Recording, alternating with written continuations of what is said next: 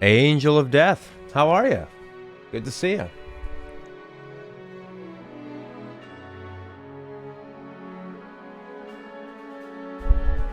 First time trying out not only incorporating all the chats from Twitch and YouTube, but we're also streaming live on Facebook, Periscope, all kinds. Just came back from camping. Very tough life there. What kind of camping was it? Were you in a tent? Were you in a big RV? I miss camping. I haven't camped in a long time. It's an interesting activity. To give up all the things that you pay for. Pay someone else to live to live worse than you did at home.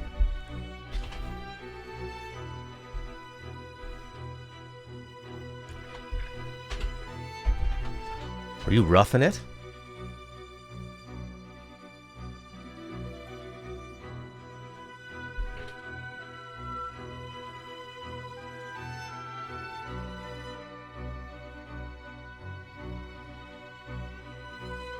Oh no, raining in the tent. You pray that you have your tarp set up right. All it takes is one drip in a tent. And it's awful. One of the best camping times I had was just really simple in the back of a truck. You know, like one of those sort of Jeepy SUV kind of things. Where you can just lay in the back and you know that it's sealed. Feels great.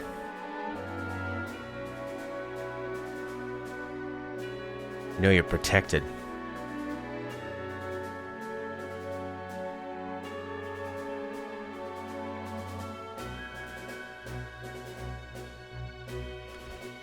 Well, guess it's time to get into Lost Odyssey.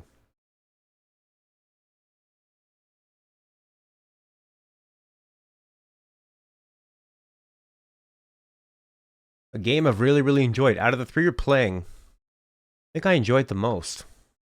It's got such great writing. It's, combat system has been pretty fun. Really challenging game, too. Corey says, since we managed to get this combined chat working, we should probably make some mods on other platforms. And Colette is here. Hey. How are you? 7 people in a single tent. At the very edge of the tent. Oh no, did you get rained on? Yeah, that seems pretty smart, actually.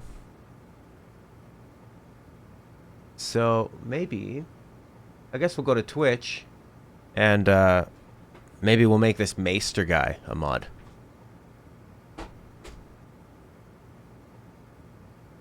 He seems, I don't know, what do you think?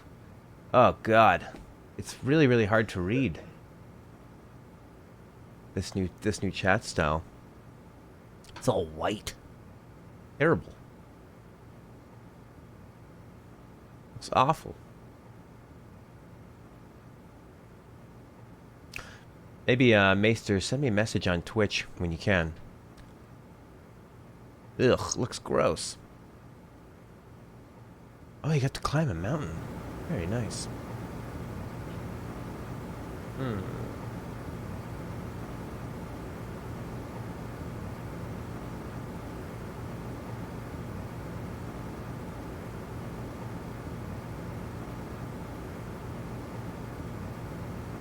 We are on, so Twitch, Periscope, which is Twitter, and Facebook. But white text would be good if you could add a black border and a shadow. Alright. How do I do that? I don't want to do that. That's too much.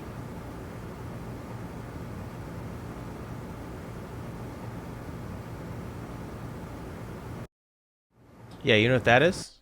That's the Xbox 360. And then there's a fan in this game as well.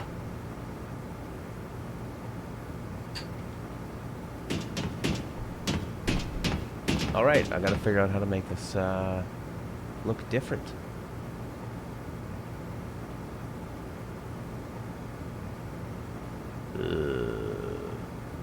That looks pretty gross.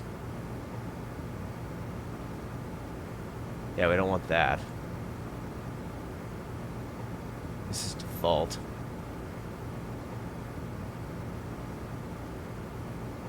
This is compact. Compact looks nice, but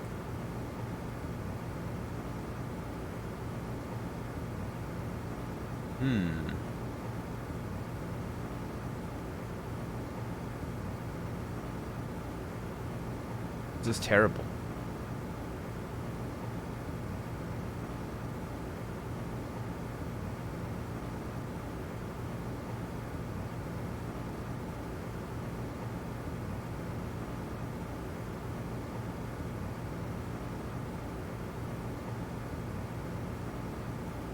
Let's get this figured out. Yeah.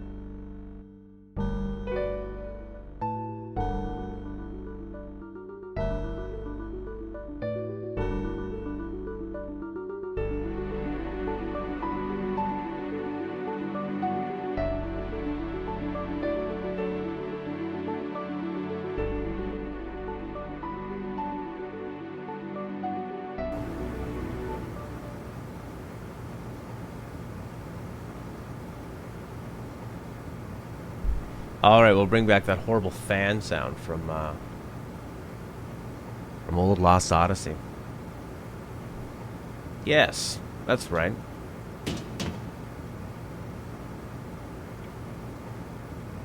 Well, off we go. Lost Odyssey, babies. Oof. Got some wild hair. Well, welcome if you're on Twitch, whether you're on Facebook, wherever you are.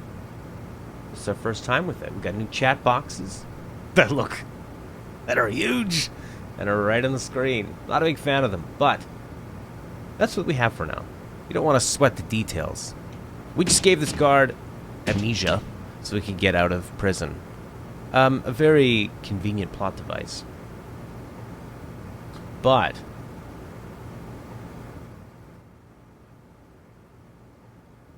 I think so too. S.O. alley over the hill. Hello to you. Yeah, it's a very convenient plot device. Sorry, I lost my memory and don't remember just enough that I would still trust you to let prisoners out. If you had lost your memory, wouldn't you want to go ask somebody something? But I mean, even though the writing of it wasn't done super well, it was, I mean, I think you just sort of take your imagination with it and you go, well, what's his name would have been able to talk their way out of it, so we'll go with that. Whoa! Hey, at least let me know if you're stopping so suddenly. Stop whining, I saw something weird just now. Rukiatu's here, hello, hello.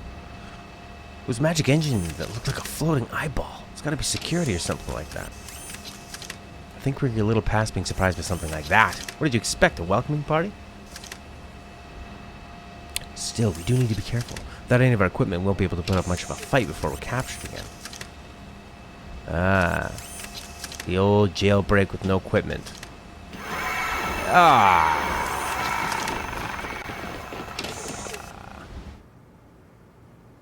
A little different, eh? A little more tangible. Look. Oh, did you all get put in there again? I'm so sorry for all this trouble. Here, I'll get you out at once. Thanks, Sky.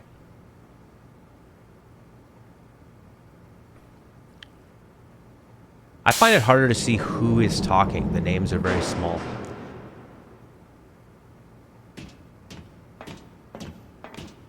On my version of the chat.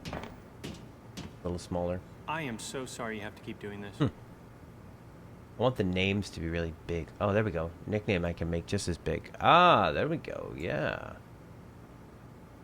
Okay, cool. All right. There you go. You've been a great pal. Hey, let's get a drink later. Take care. Take care. That didn't even sound like her at that point. What's he gonna say? Nothing.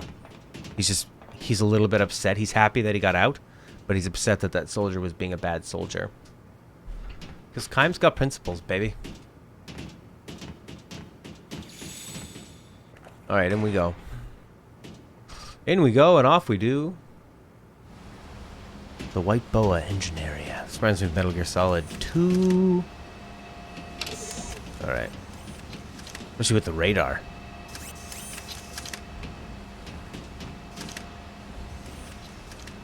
You dummy, Kym. Is that the game just letting us know that sound will give you away? We're out of its line of sight. That's right. We sure were.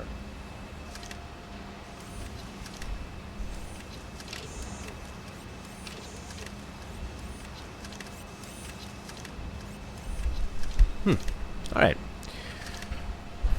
It must respond to loud noises as well. I mean, it must respond to loud noises as well. So even if it can't see us, it can find us from the sounds we make? We'll have to be careful. Yes. It has ears.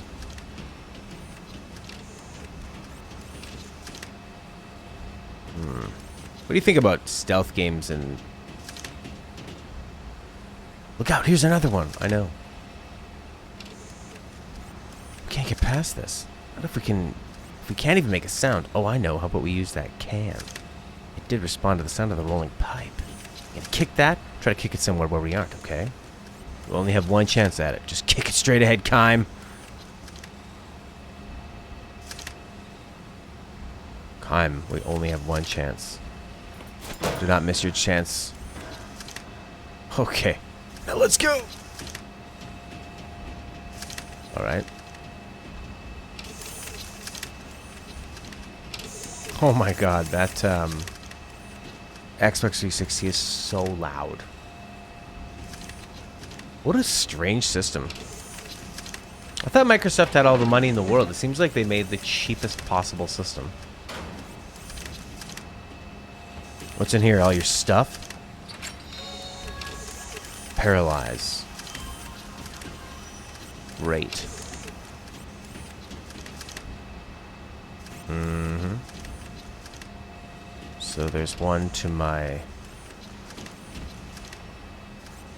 You see the robot do a quick turn. How did I not spot you? I know.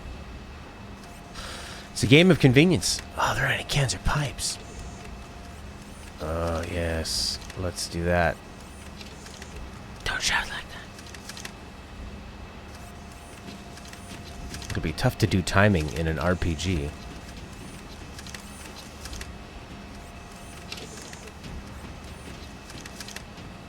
It's not letting me close the shutter from there.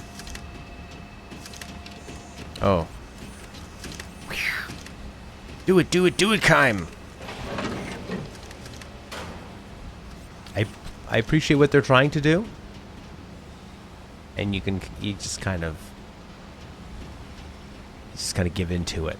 And go, right, okay, yeah. I see what you guys were going for. And that'll do.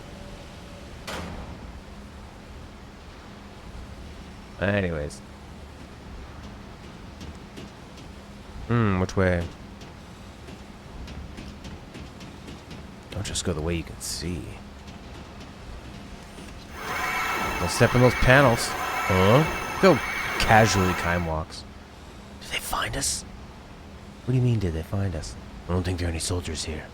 This little plate sounds an alarm if it detects any strong vibrations, like us running across it. Trap. It's bad news. If there are any soldiers nearby, we would have been goners. We may have seen some yet if we sit here and wait for them. Let's try not to set off any more alarms, alright?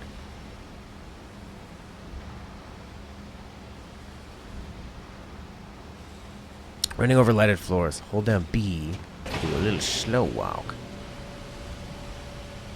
What about that place the other side? There's a guard there. Don't run across the floor. Run down this way. What was down here? Can't leave things behind. Give me something good. Hey, stop! What now, drama queen? Keep it down. Can you see those soldiers? Are you serious? Guess we have to find another route. Okay, good. So I didn't lose anything potential. Not letting me run. There we go. Gotta find some more loot. When I was in elementary school... Oh, you dummy. That's just the pretend one. That's the... I wish they would let you do more with the cans instead of... Like when they were setting up that idea of, okay, if you touch these cans, it's going to be a problem. Or you touch anything that makes noise. They didn't really give you much to do with it. They just sort of tutorialized it, you know. Okay, now kick this thing over there. There was like no way I could have failed that. So it would have been nice if there were a few more that it required a bit of thought. But no. Like, it's good to have a tutorial portion of a game, but then you need to ask the gamer to apply those skills they learned in the tutorial. Hey, Fisher, how are you? We've got a door down here. Probably not this door.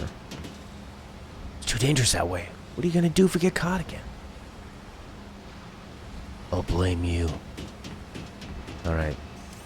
We're just gonna use this awesome radar they have. I don't know why we have radar. This looks like the place we started in.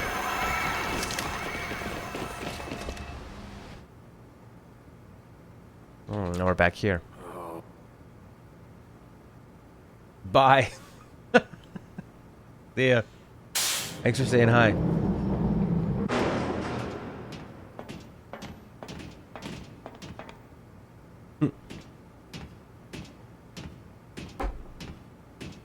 All right. That was. Fisher's one of our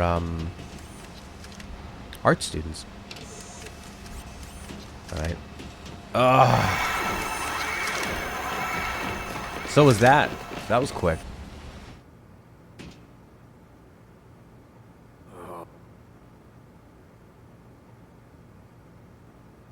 Better let them out again. Is it? I cannot believe how loud that Xbox is. Am I doing something wrong? Am I covering up a port? Should I put an ice pack on it? Maybe it's just old and that's what they break down and sound like. Are they all that loud? Does anyone here have a 360? And oh my gosh, look at that one. You need to go around it, you dummy. No, she's loud like that, says SO. Why does everyone love their 360 so much? They had good games. A lot of good indie games, a lot of good computer games. I think for people that had only played console games and then all of a sudden were able to have access to these great indie games and Steam things that PC gamers had for quite a while. And then even spearheading that with that whole Xbox Live Arcade indie thing going on, putting them on the front page. You know, getting games like Limbo and Super Meat Boy, all that kind of stuff, getting that out there. Jeez. I have to go all the way... No, I don't want to do that. I don't need to do that. I can go back up that ladder. Yeah. What am I doing here? No! I need to clean the internal fan. Spotted. Teleport to cell with the guard standing out front. Why must he repeatedly have opened it? Why can't he just leave it open? Because in case some real criminals come through. That needs to put us in here.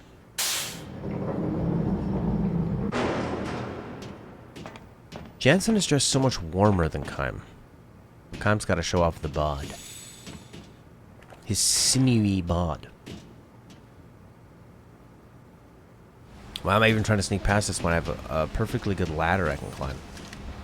Why didn't I climb the ladder first? That would have been smart. What does this do? I pushed this last time. And it won't let me push it again. So it's... I kind of like that. Just in case I had forgotten what I had done and then I might have pressed it. Puts you in and then opens it. Yeah. Or he watches other guards put you in. Doesn't ask them a question. Wasn't there a guard in here? Yeah, there's a guard right there. What's this all about?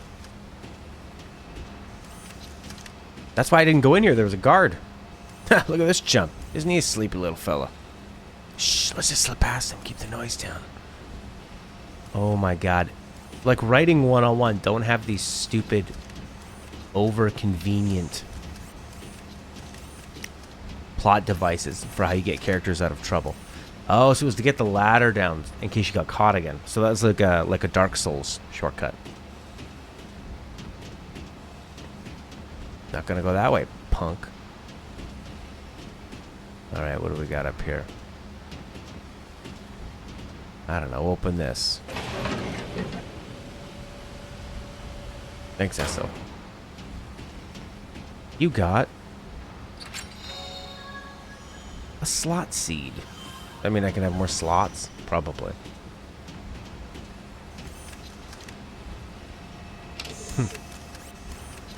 Sure, climb up. I was thinking of maybe switching my stream time from 9:30 a.m. Eastern time now to more like 8 or 9 p.m. Eastern time.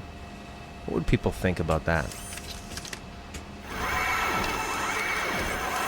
I know people that are here right now probably prefer this time. But I think that time works well for people in Australia and Asia. Oh, did you all get put in there again? And I'm so sorry. North America, Central America, South America as well. Yeah. What's everybody think about that? What if I moved it later? Like 12 hours ahead? Would that be better for anybody? Worse for anybody? We've been streaming at the same time for a couple months now, so I don't want to change and lose anybody.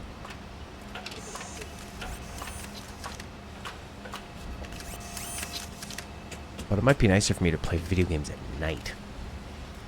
Our time? Well, you're on the same time as me, right, Maester? Here's the sleepy fella. What the heck? He's just watching us. I don't understand that. Yeah. So instead of 9:30 a.m. Eastern, it would be like 12 hours from now. GMT +0. I'm a bit ignorant to that.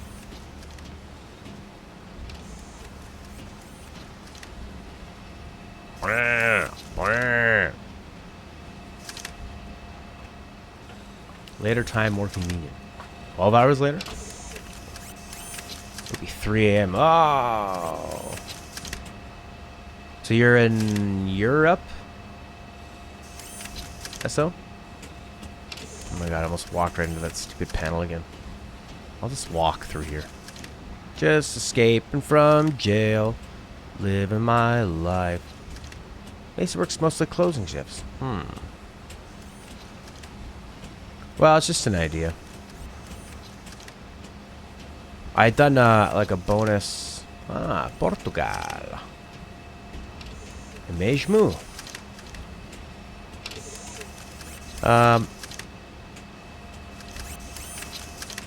Yeah, I had done that bonus stream in the evening time, and it felt pretty good.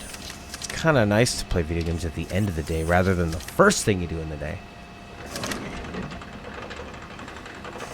But it's pretty impossible to find a time frame that works for everybody. You know? No, I didn't. No, I didn't. I didn't have that too many times to do late night streaming, which is kind of another reason why I might not do it, because I play music too, and music you usually play at night. So, anytime I had a music gig, it would interrupt that. But the nice thing about having a consistent time is that you can continue through these games, right? And it's not a... Get up. Why can't that thing see... Oh, because it's got Metal Gear Solid range. Late night European time is good.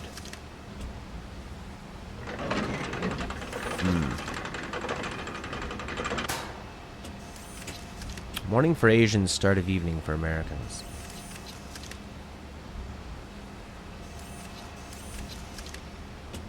Right. So like a start of my evening kind of thing. Because I'm in Eastern time.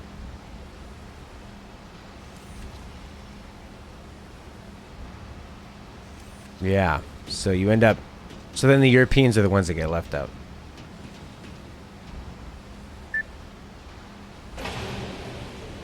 So it'll be like past midnight for them.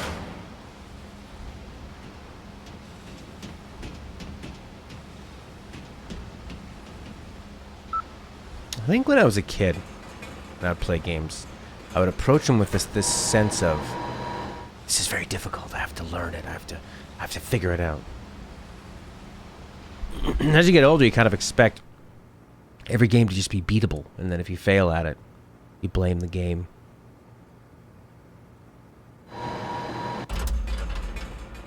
Where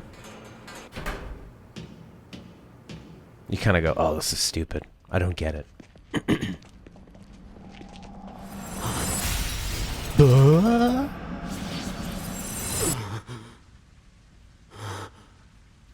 Hey, what's the matter? I know I keep saying this, and I know I said this earlier, but your memories are returning. Aren't they? Maybe. You hate them so much. What's your problem? Ever since we stopped the magic energy leaking from Grand Staff, you get that look sometimes. Did you get exposed back there? Got no use for the past. Kime! Don't say things like that. It's none of your business.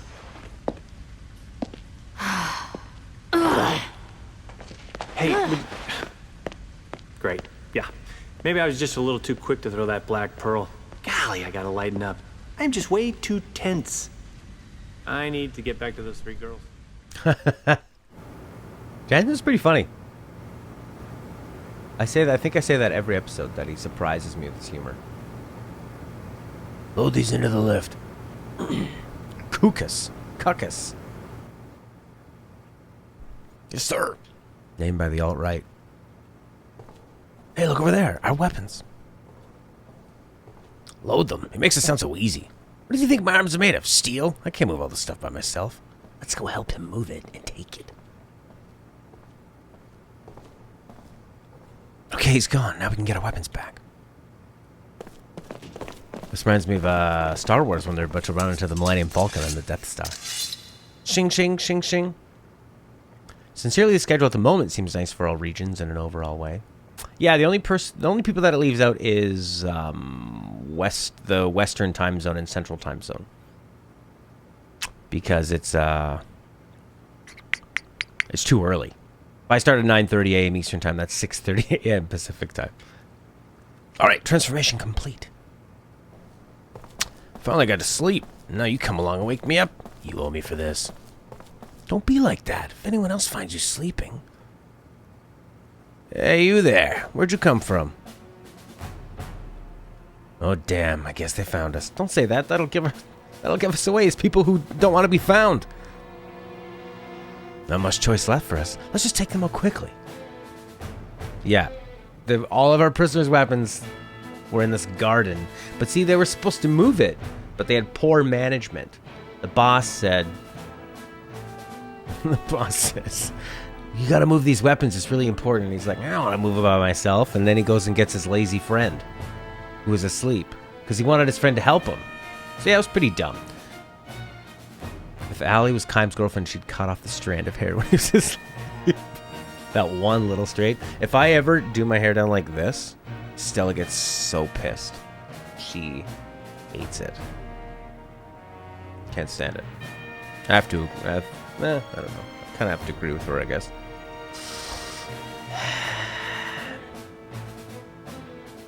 Can you imagine hearing that from people? We'll have to take them out. We'll have to kill them quickly. Oh, are they talking about us? Put a bunch of dots. It creates a link. Boom, boom, boom, boom. I like this theme, actually. Perfect! Oof. So, any thoughts on how this is different from Final Fantasy? I think it goes for a much more realistic tone. A lot more subtle. They don't hit you over the head with a lot of things. There's not a lot of broad... Like, even the humor is very subtle. Overlapping words. They do a really great job when they overlap the dialogue to create nice humor. But it's not like big, stupid jokes like, boo, boo, boo. You know, punching in the face and... hitting over the head with the joke. It's very, you have to pay attention. I guess you have to be smarter to like it. Wouldn't it be so interesting to talk to Sakaguchi and say, what was the difference working with Mistwalker compared to Square Enix? Won't open. Let's try another door. I needed a cutscene for that. Like, what did you get to do in this one that you weren't able to do before? What was creating... Obviously, this game has more of a limited budget. It doesn't have that super level of polish that Final Fantasy games have. Where, I mean, if you compare Final Fantasy games to games that came out in that same year, it's... especially RPGs. Because an RPG is different. Like a game like Uncharted, it's a lot easier for you to make look amazing. It's locked, we can't get inside. Because you have to worry about much less ground to cover. Random battles with soldiers. So in a game like this that has so many more areas you need to animate and so many more characters and is generally more open. By the way, I think I figured out which Tales of game I'm going to play. Tales of Xillia. Even though Maester did a great job of telling me all about Berseria, and Berseria looks pretty cool, I think I like the Xillia style of more like sci-fi and futuristic. And when we had this really weird episode where at the end I just put up four versions of Tales games, Let's Plays, and I just watched them and picked which one I liked. Someone just said Psyblast. 110. SO Magazine got an interview with Sakaguchi. He's really interested in developing back on consoles, especially Switch. Wait a second. You read a magazine? Tell me more. Reinforcements have arrived. That's pretty cool. Take off the security eye, dummy. Why don't you use a sweet spell and toast these punks? Let's blast it. I'll post a Xillia one. I don't have it, so I'll just have to watch a bunch of videos and ask my girlfriend. Oh, that's the one that your girlfriend really, really likes too, right? The one that she's played like 4 or 5 times?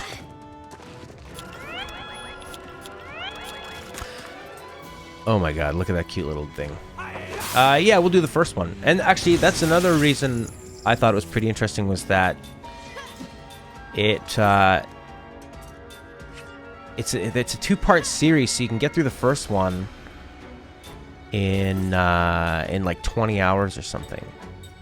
So I thought that would be kind of nice. Let's put some water on this security bot. 7, and she can't make it. What?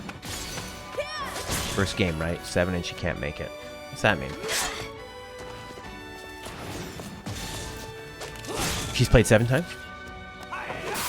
Literally, Sakaguchi said he's really into the Switch, and he's really thinking of making return to the console market with a new JRPG for... Oh my god, that would be the greatest. There's something really special about the Switch. It just feels so damn video gamey.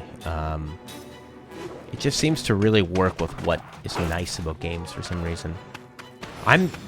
Like, it's HD. Okay, fine. HD is good. I'm not obsessed with, like, 4K textures. Maybe because I don't have, like, a 4K TV with HDR. Oh yeah.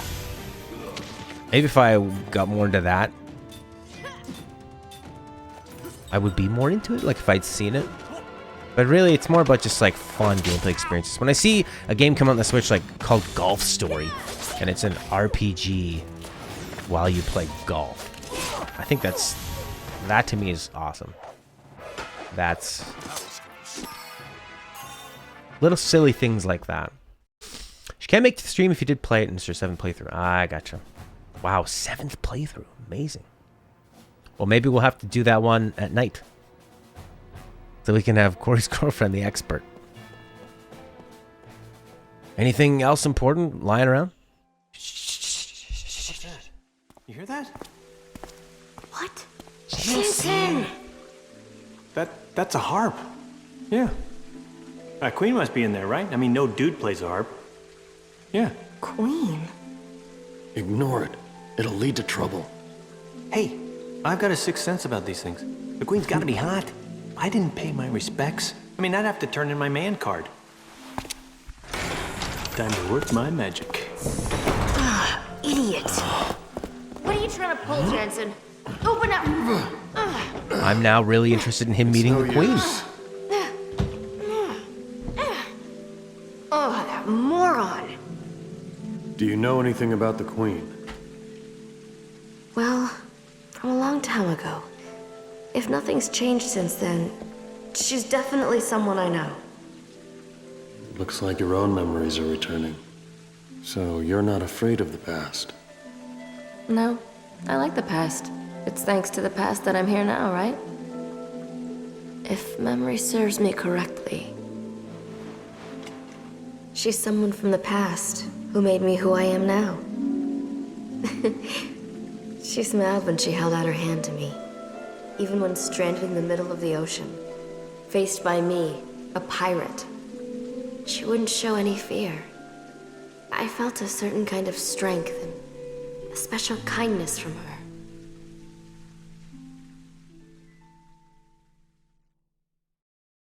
I like this game. I like the story. The story is really picking up. It started off strong, but it had a nice air of mystery to keep you pushing forward without giving up too much. Look at him. F, F, F, F, F. B. B for magic points, B for magic attack, B for casting time. It's the longest loading screen I've seen yet. The Queen could have arrested me for piracy, but instead she invited me to her palace. We talked about a lot of things. It was a huge surprise to find someone in such a high station who was so open-minded. No, she wasn't just open-minded. Even though we'd just met, it felt like we'd known each other for years. Our talk seemed full of nostalgia. I laughed for the first time in a long time. I don't know if she felt the same way, but at any rate, Who she talks seemed like that? fascinated by everything I said. Treasure hunting in the Great Eastern Ruins, beating the crap out of pirates who stepped out of line. I covered it all.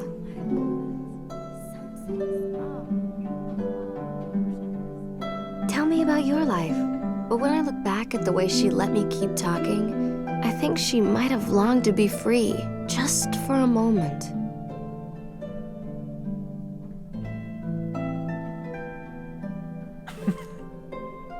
Here, take this. Scoring a queen's pendant without a fight. I must be really lucky today. No, I'm only lending it to you. The next time we meet, I want it back.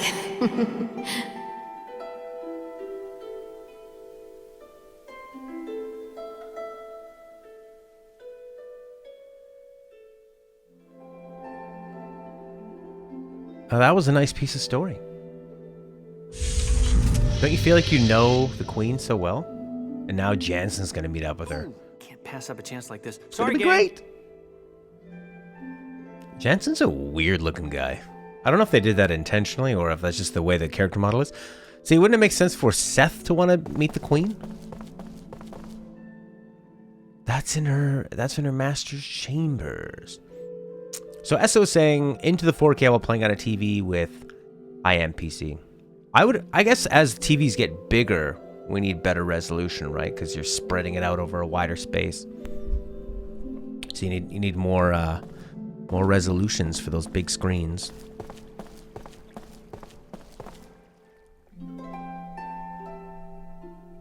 Wow. Come on, frame rate, keep up.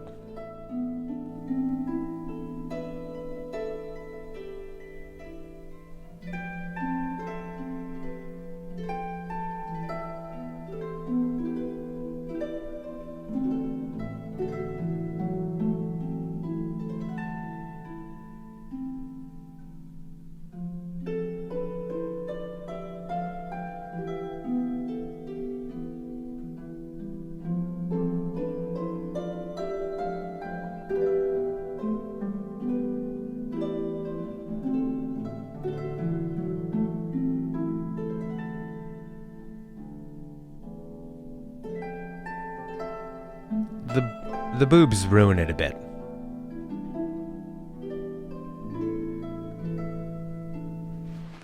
Oh, wait, Your Highness, please. I'm not dangerous. What's she I reaching swear. for? Whew, thank you so much. Please, just don't call the guards yet. Who are you? I beg your forgiveness, Your Highness, for the sudden intrusion. Jansen Freed, at your service. I am but a simple fool, drawn here by your lovely harp song. The White Boa is ordained away. Where did you come from? Any man who heard such an enchanting melody would grow wings and fly to meet you. Land or sea, just as long as he found you. Like this. Ah, I would very much like to know your name, Your Highness. Ming Numara. Such a lovely name. And I've finally gotten to see you smile. Please, Feel free to laugh at this simple fool. Just seeing your smile has made it worth risking your wrath at my uninvited presence. Is something the matter? Forgive my impertinence, but even though your smile shines bright, Your Highness, I also see loneliness. Your harp song you were playing earlier feels the same. It's as if it reflects your own heart. My heart? When you play, the melody radiates kindness and warmth. But sometimes it sinks into sorrow. That sorrow is what drove me to you and sparked a desire to smooth it away. What's he doing? is that? Uh-oh. Date rape. I shall heal your sorrow. Please, trust me. If you remain here, your heart will only be stained with more sorrow. My heart. Stained with sorrow. Jensen, why did you really come? What a woman! Smooth, Jensen. Great. Just great. So Jensen sneaks... Hey there, Kobe Plays Games. Welcome back. So... Almost everything about that was great. They just need to have it not be so ridiculous on the boobs. Hurry! This way! So why did Jensen go in there and roofie her? You again? Ugh. Jansen, you idiot.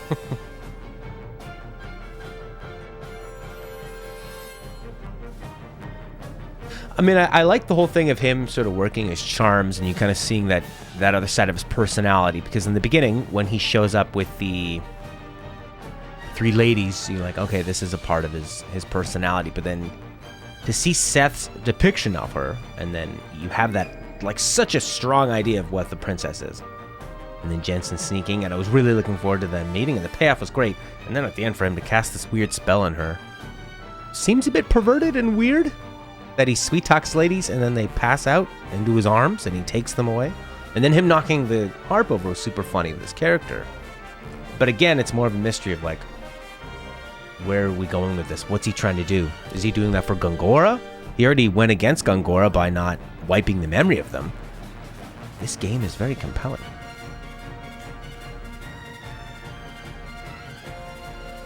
Where's the princess? In your pocket?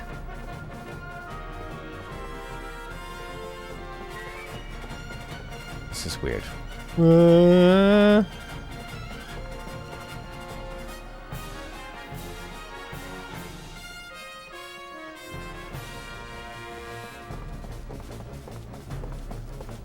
There's got to be some items in here.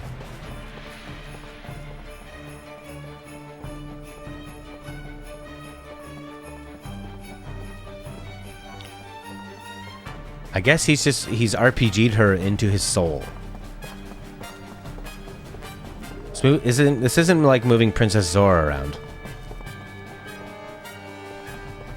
We can fully sprint. Maybe he cast a shrinking spell on her. There we go. What are you doing here? Planning to kidnap the queen? Hello, General? Oh, man. I see you're at least smart enough not to be. Yes. You men, follow me to Her Majesty's room. Understood. Your Highness, it's General Kakanis. I heard a loud noise just now. Your Highness, please open the door! Ah! It's no good, sir. It won't open. Bridge, open the door to Her Majesty's room, immediately. This is an emergency. That's strange. It doesn't open. Idiots! You opened the emergency hatch!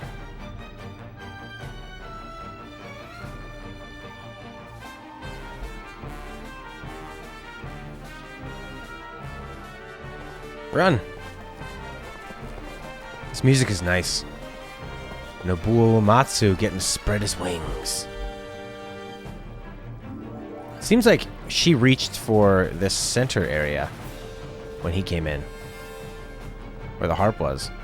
That's the first thing she went for. But it must be around here somewhere.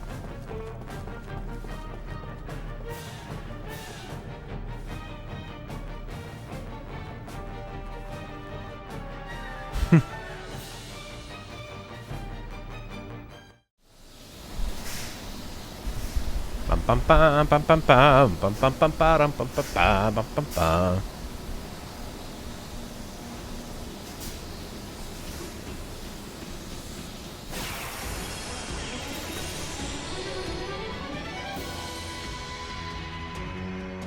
Oh yeah! Let's get it on! One.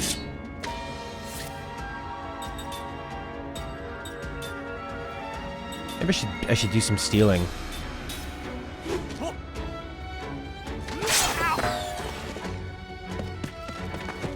Nothing.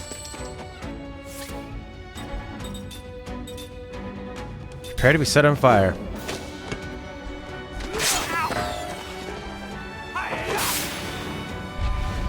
Ooh, vaporized. I did. Pumice of despair.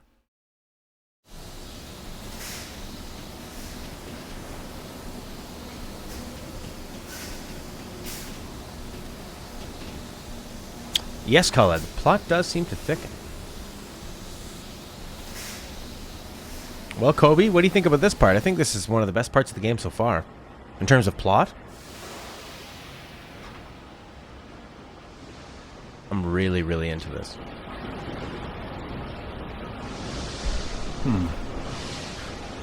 Well, I guess it's as good as any place. Yeah.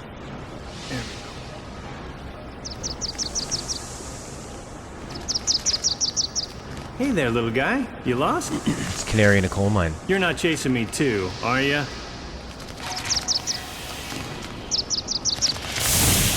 Whoa!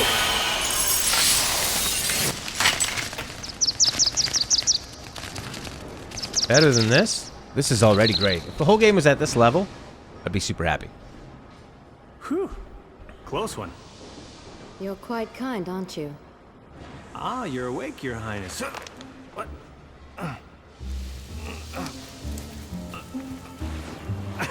Okay, this isn't funny. I need to get out You of this. know, I was never really asleep. Huh? I couldn't judge your true intentions, so I tested you. I sincerely apologize. Well, then do something about this, okay? Would ya? Not just now. I am the queen, and I cannot just simply run away with you. But that Kakanis bastard is taking advantage of you. You can't be comfortable surrounded by these lunkheads, can ya? Even so, I will not forsake my duties. Your feet will be fine. Just remain here for a little while. Nothing higher will turn to stone. Gee, thanks for considering my, higher parts. You finally sound more like yourself. Huh? Such insincerity reflects poorly on your true self. Whew!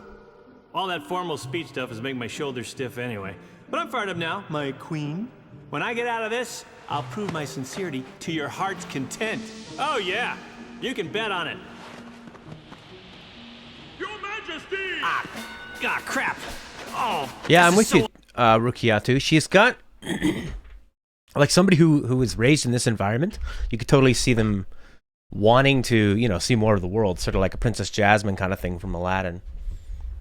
But she's not super naive and stupid. That's probably one of the strengths of this game, is that characters rarely act really dumb when things are going on around them. They all sort of have their own reaction that feels intelligent and well thought out. And she's definitely, you know, in that camp where she's curious of what's going on, and maybe she even likes Jansen a little bit. And it's nice to see that she's really powerful in magic. Maybe she's going to join the party. She could be like a powerful buffer or debuffer. unfair. Have you been harmed? Testosterone boy. Oh, man. Golly.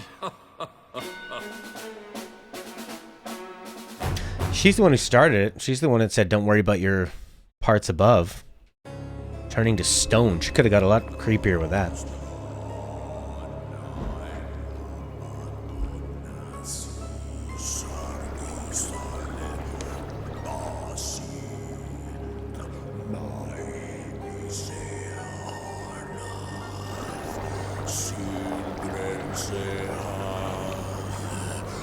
He looks like he's from a totally different game. Looks like he's from Team Fortress.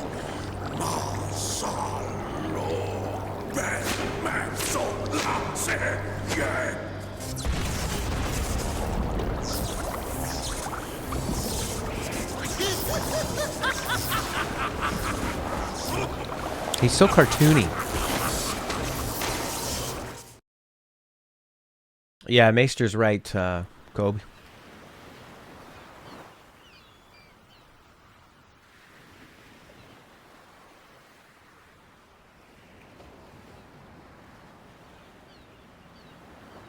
What's that? Too small? That's still readable?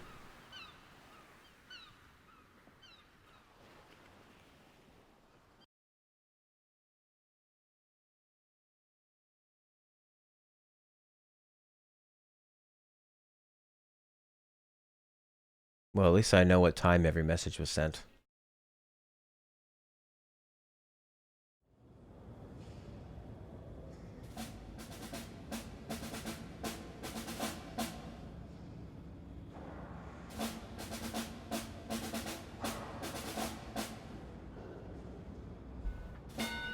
Too small?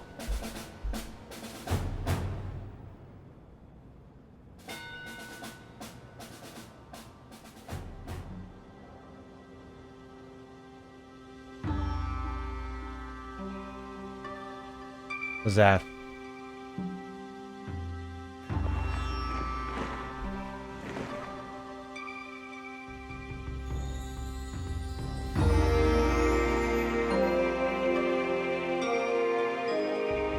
We bring together in this place all our dreams,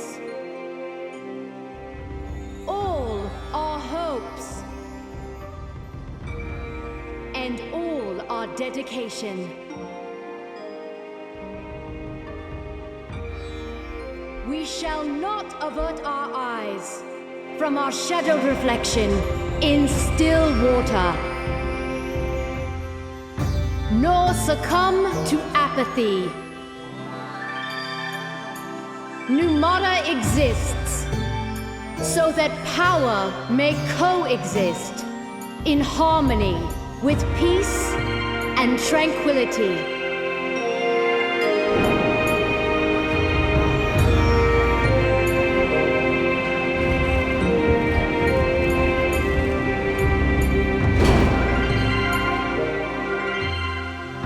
To show how our power can sow peace, I now release these visitors to our fair city. They have been prisoners. I now declare them free. Well, it's about time. You? Ah, yeah.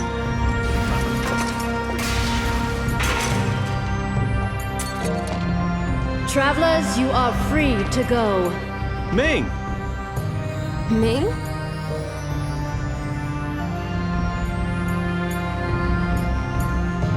Looks like the end of A New Hope. Oh man.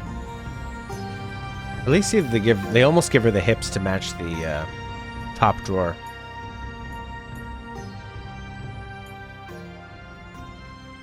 Travelers! Thanks to Her Royal Majesty's leniency, you are now free to go. Now, move along!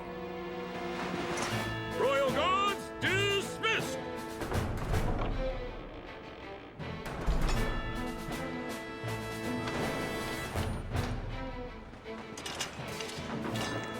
It does kind of have a final feel to it, Maester.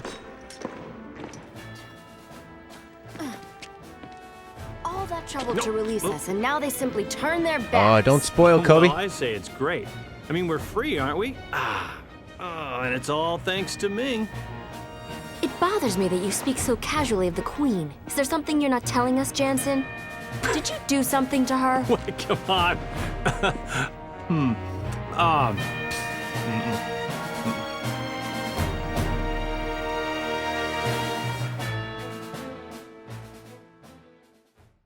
Okay. Somebody said earlier they think this was going to be the Best episode so far, by far is. By far. Far away. Like, there's some clunky things in here that Square would never let happen. But it's about just, like, using your imagination and filling in some of the gaps. Yeah, they are, actually. They do portray emotion pretty well. So now we're in this foreign land. Really? Wow. I haven't even read the last memory we had when we were put in jail, because last episode we ran out of time because they're pretty long. You gonna say the same thing he did? The whimsical behavior is a problem for all of us. Things would be so much easier if we could just throw people like you in jail. People like you. Oh, I see a thing I can put my hand in. 100 gold lying in the trash. They have a society where there is no need for money. They throw money away.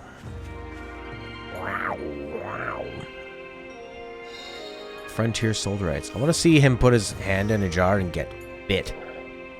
Queen's popular with people, so she works best as a figurehead she is now. He's impressed. Well, looks like General Kakanas is right up at the forefront today. See, they're all just sitting around talking like regular people would, having different opinions, walking in place. With Queen Ming robbed of her power, the world is General Kakanas to rule. You best leave Numara now if you don't want to get caught up in it. Okay. This game's awesome.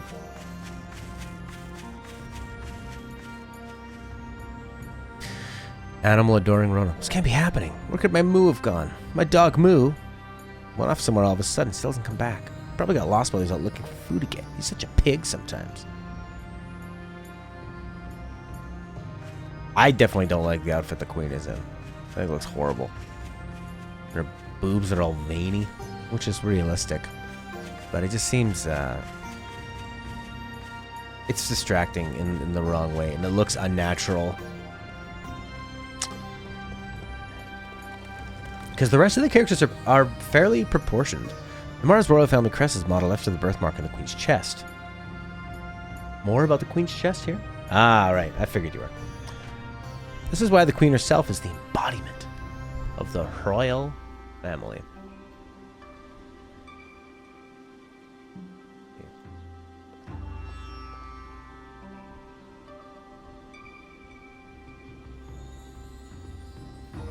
There we go. Proud halos. General Kakanas is a ruler? Don't make me laugh. Queen Ming's been ruling us for 1,000 years. 1,000 years, you say? Well, she sounds like she's Keim's type. No, she likes Jansen. They would do really kinky stuff together. Queen Ming was always concerned about beauty, and I don't mean her looks. I mean internal beauty from the heart. Ever since the rise of General Kakanas, it's as though the very air around Numara feels different. Interesting architecture, eh?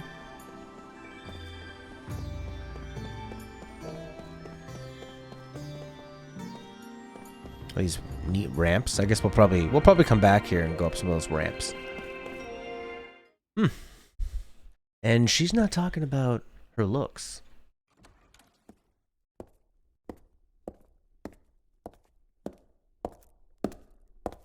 Ah, you handled your role well. So, my performance was acceptable? Yes, Your Highness. We should now be able to achieve our objective. Let them loose and follow them to the truth. And what will we gain from this exercise? When we have proof they work for the enemy, we'll lock them up again. They'll give us excellent leverage in negotiations with Ura, and beyond the negotiations. We stand to gain information about Grandstaff. Grandstaff?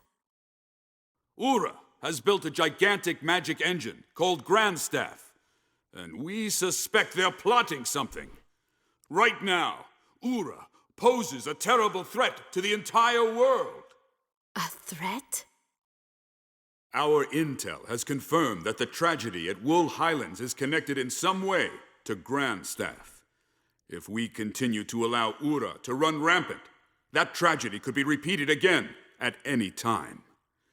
The authorities in our military have voted unanimously to seize Ura as a preventative measure. You plan to start a war? The White Boa is already being converted into a battle flagship, and we've begun assembling troops and arms. This action is for the sake of the entire world. I won't allow it. While your Majesty may have other ideas, the people will surely approve these safety measures. In this present magic industrial revolution, your Majesty's isolationist policy is pushing the nation to its limit. National isolation promotes peace. This new regime must be created for the sake of world peace.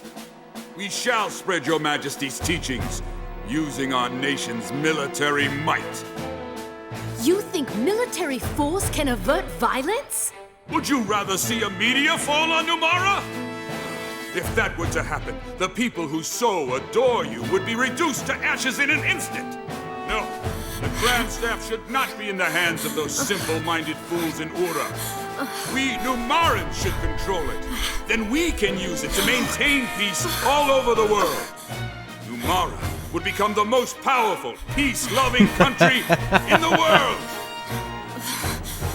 War is inevitable, Your Majesty.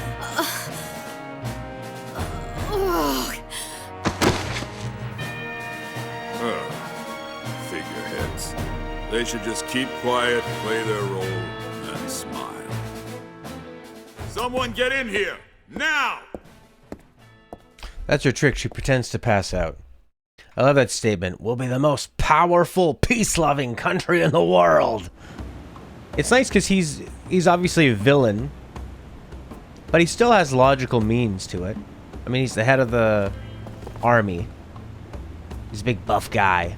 He likes fighting and the violence. Obviously, it's his job to believe in that kind of thing. So I think they handled that pretty well. But yeah, there's a lot of weird moaning. I think that was some of that like Japanese expressionism.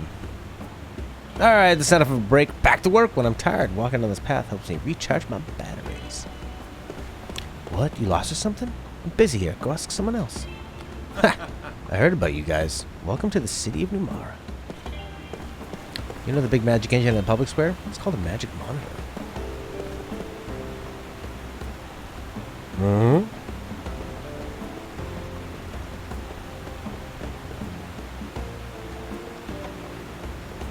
I guess we should do one of those dream sequences.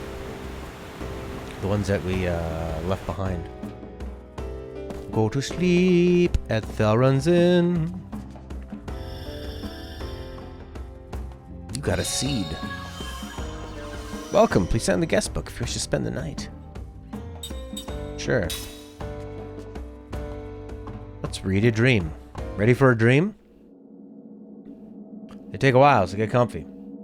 Hanal's departure. Here we go.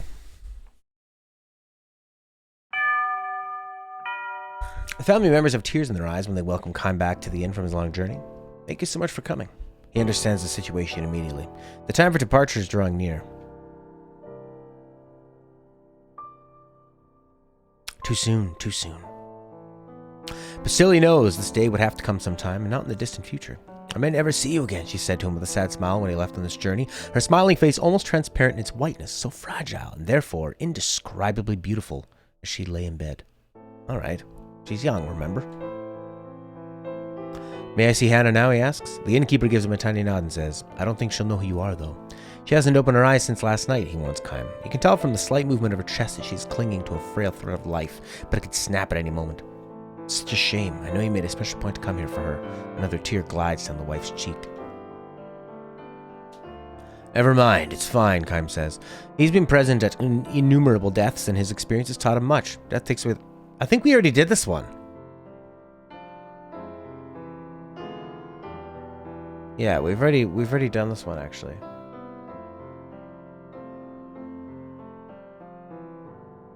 Yeah. He sees Hannah. Hannah, frail from birth. Yeah. Her little chest still without the swelling of a grown woman. Yeah. We've done this one.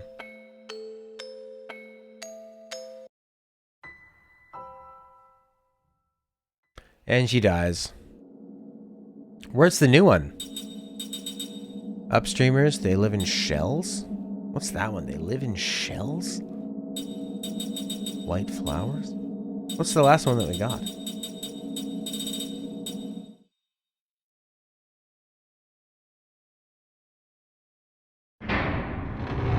He is in darkness. Unlike the darkness of night, it is enclosed, devoid of depth or expanse. He hears a heavy door slowly rumbling open. A shaft of light shoots in, but is not so well defined as that. To eyes accustomed to nothing but darkness, however, the faint gleam feels like a shower of sparks. "Stop this, please. I beg of you, let me go." A young man's screams echo through the emptiness. No voice answers him. Crouching in the darkness, Kime counts the footsteps. 3 men have come in. The disorderly footsteps probably belong to the young man. The other 2 are perfectly regular. "Please, I'm begging you. If it's money you want, I'll get you all you could ask for on the outside, I promise. I won't forget to show my thanks to you. Please." The only reply of the 2 men who have brought the young one here is the clunk of an iron lock opening. No, please, I'm begging you. I'll do anything you want. Anything." A dull thud is the sound of flesh-tearing, bone-wrenching. Someone collapses on the floor. A strangled scream, the clunk of an iron lock closing. Kime knows the young man is being thrown into the shell diagonally opposite of his own. When you are locked into one of these windowless shells, your hearing becomes acutely sensitive. "Don't do this. Let me out of here. Please, let me out of here." From the sound of the voice, Kime can imagine a young man's face with boyish traces. A small-time hoodlum, hardly a step above a teenage gang member. When he was still on the streets, no doubt, he used to swagger down the sidewalk, his cunning but cowardly eyes darting every which way. The 2 men who brought him here maintain their silence to the end, their footsteps moving off to him. The heavy door opens and closes again. Left alone in the darkness, the young man howls his entreaties for a time, but when he realizes they will do no good, he shouts himself hoarse, spitting out one curse after another until he begins to sob. "Quiet down there," an old man calls out from one of the inner shells. "Won't do you any good to make a fuss. Time to give up, sonny." This is the voice of the oldest man living in a dozen or so shells lined up in the darkness. He was already here when Kime was sent to this place. It is always his role to quiet and comfort the obstreperous newcomers. Obstreperous. If you got time to bawl like that, keep your eyes closed. Huh? Just make sure you keep sucking on your memories of the outside like a piece of candy. Sounds of suppressed laughter come from the surrounding shells. Kime joins in with a smile and a sigh. All the shells in the dark are supposedly full, but few of their inhabitants are laughing. Most of them have lost the strength to laugh. "Hey, Sonny," the old man continues in his role as advisor to the newcomer. "No point making a fuss. Just calm down and accept your fate. Otherwise," and here a note of intensity enters the old man's voice, "they'll just drag you out of here feet first." This is exactly what happened yesterday to the former inhabitant of the young man's shell. He had been screaming on and off for a day, then came a day of banging his head against a shell wall, then nothing, until he was dragged out in silence. "So, get a hold of yourself, Sonny. Don't let the darkness swallow you up. Close your eyes and imagine nice scenery from the outside. The bigger the better, the ocean or the sky or some huge field of grass. Remember, imagine, that's the only way to survive this place." This was the advice he always gave to newcomers, but the young man screamed tearfully.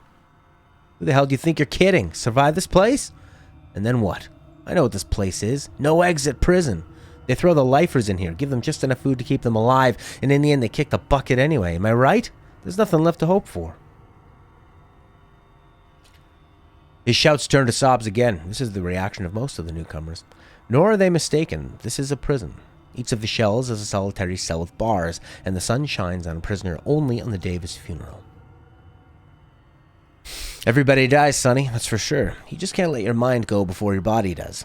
Hope doesn't have to fade. Excuse me. Unless you throw it out yourself," the old man goes on softly. Then he adds with feeling, "The system we live under can't last much longer either." The old man is a political prisoner. As leader of the anti-government faction, he long resisted the dictatorship until he finally lost the struggle and was imprisoned. The young man has no ears for the old man's words, however. He continues thrashing on the floor and crying. This fellow won't be in his shell much longer than his predecessor. In a few days, or in less than a month at best, he will go to pieces. The darkness is that powerful. Depriving a prisoner of light is far crueler than taking his life in an instant. My, the old man reflects. This fellow's not going to do us much good in a prison break. The old revolutionary laughs. It might be a genuine laugh or a bold front, but in any case, almost no one laughs in response. Tomorrow morning, or rather, since there is no clear-cut morning in the darkness, after they go to sleep, wake up, and have their next meal, another cold corpse will be dragged out wordlessly from another shell.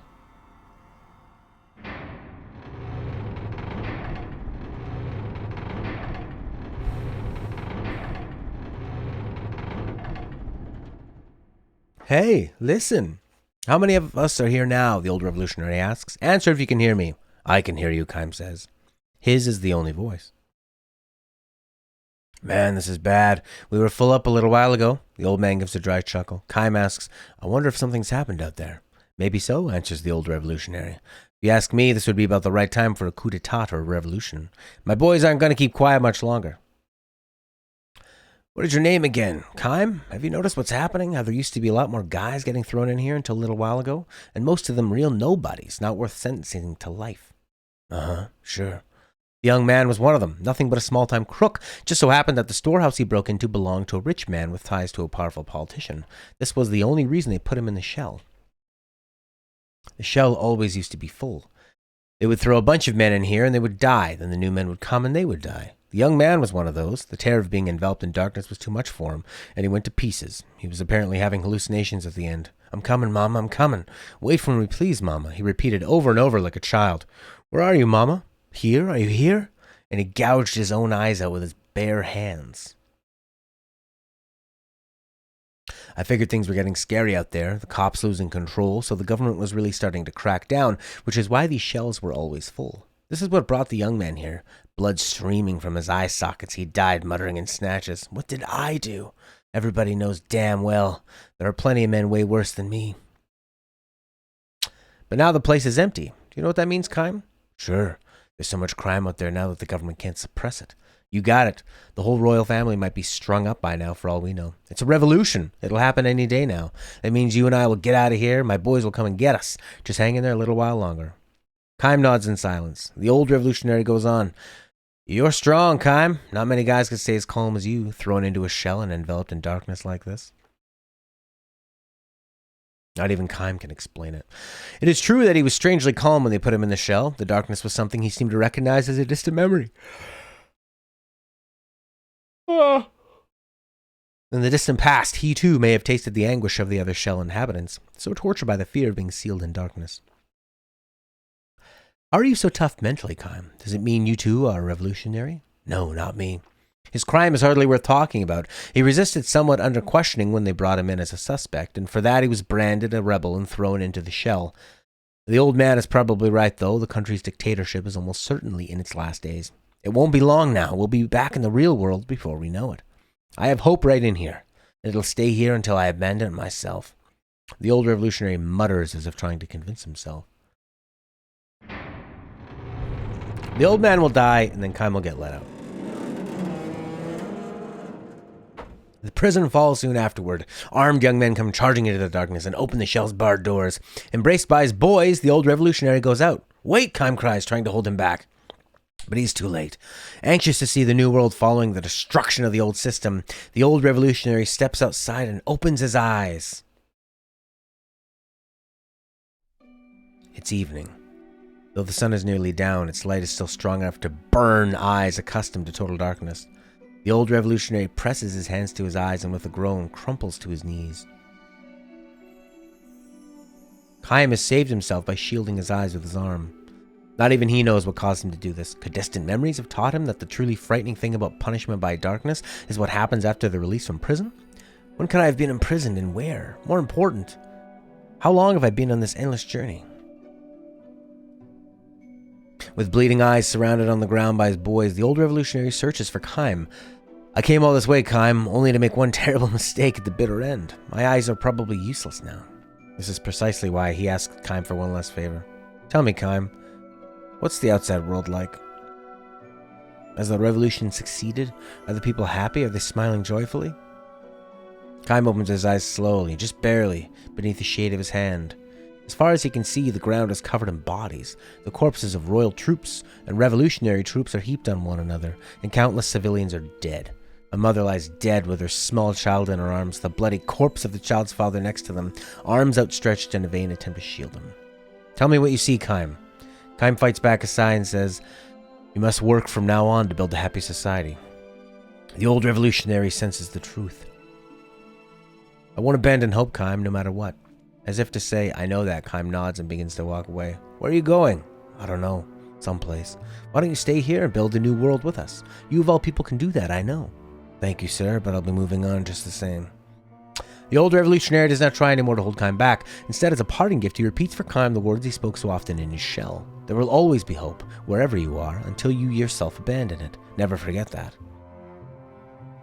Kaim walks on. His eyes chance to light on the body of a young boy lying at his feet. The boy breathed his last with eyes wide open in fear. Kaim kneels and gently closes the boy's eyelids. He knows deep down, in a memory too far away for even him to reach, that while darkness can be a great source of terror, it can also bring deep and lasting peace. Okay. So did Sakaguchi want to write a bunch of, like... Sakaguchi's like, "Square Enix never let me put bleeding eyes into Final Fantasy. Now I finally can." We already read the Upstreamers.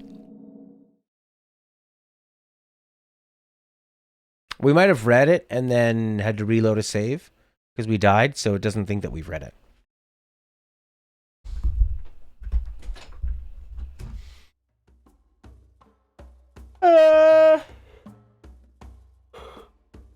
Oh, you don't yawn because you're sleepy. You yawn because you need more oxygen. So I think talking so much, not getting fresh air in here, is putting me to sleep. Not putting me to sleep, making me yawn. All right. We're in the Sweet Inn.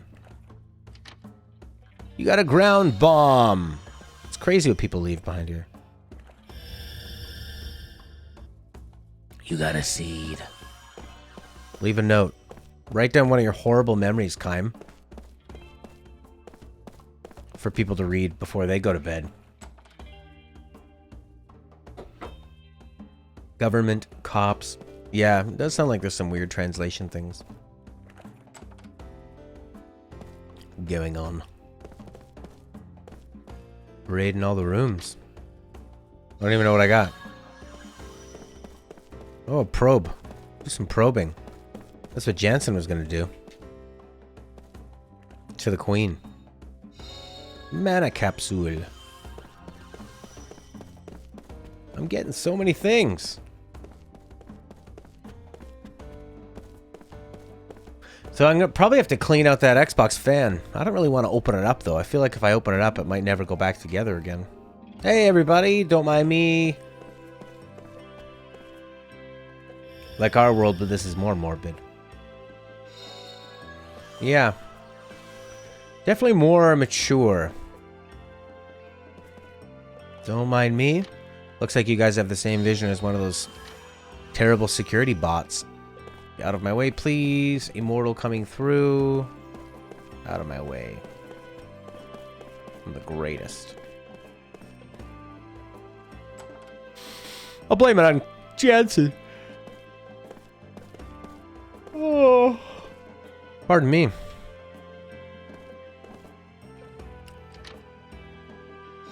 $10G. Is this some kind of joke? I need to leave soon. What is my wife doing? It's gonna get dark if we don't get going. Mom's probably fixing her makeup again. The boy who looks like his father, Tap. She was still looking for a lipstick when I checked on her. I'm gonna put my hand in this jar.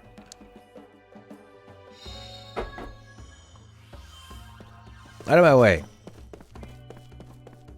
I'm immortal. Look at this. Some kind of super harp. I missed a closet in the first room to the right. Thank you. Angel's plume.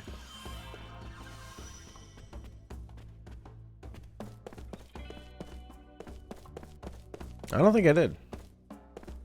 You are right. No. No, I got them all. In the first room. To the right.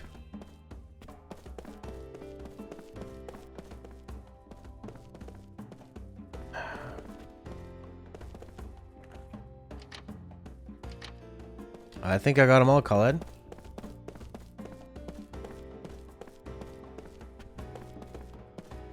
Yeah, I got them all. How's this chat size? Good? Looks a little slow. I don't know if it's worth it at this rate. The restream chat sort of puts oh look. Ooh, more stuff. Good thing we came back, Khaled. We only really have Maester over on Twitter. I mean Twitch. It's like, what are we gaining? We're gaining a bit of Twitch chat. And a bit clunky looking. Welcome. Please sign the guest book if you wish to spend the night. No. Welcome to the inn. Please let us know if there's anything you need. Everything in the inn is free, so feel free to take everything you want. Thank you for making this weird game mechanic of RPGs have some kind of realistic justification. I hate it when I can't close a deal like this. Things just drag on and on. The inn isn't free, you know. People just living their lives. I mean, in an RPG like this, you go up to a character and you go, why would they just tell me so much at once? But it's, you know, it's the... Lobby hasn't changed a bit over the years. Well, the flowers and things are new, of course, but I'm talking about the atmosphere. It's like, if you really did sit down and talk with those people for maybe 20 minutes, that's what you would glean out of the conversation. So they just kind of give it to you right away, you know?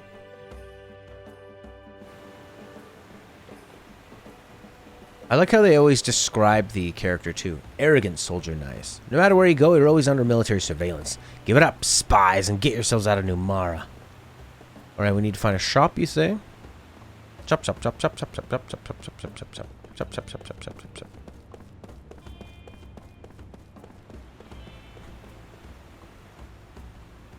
Lonely Choo Choo. What is it? Are my ears that weird looking? No. Really? So why did you talk to me then? Want to play with me? Yes. Okay, let's play tag. I'll run off and you try to catch me. Okay, Choo Choo. You're slow. You got me. Well, it was still fun, so whatever. Here, you can have this. I found it on the road. Pretty, don't you think? Sweet. Let's play again soon. That was freaking weird. It's so realistic that when you see people of a different species... It's very strange. Hey! Aloof, Nelia. There's some pretty strange folk gathered on the street. They're like artists or something. Always smiling Moog. You can see the works of almost all the Numaran artists if you go to that salon over there. Yeah, I'll play. Sure, you suck. Uh-oh. She's hiding.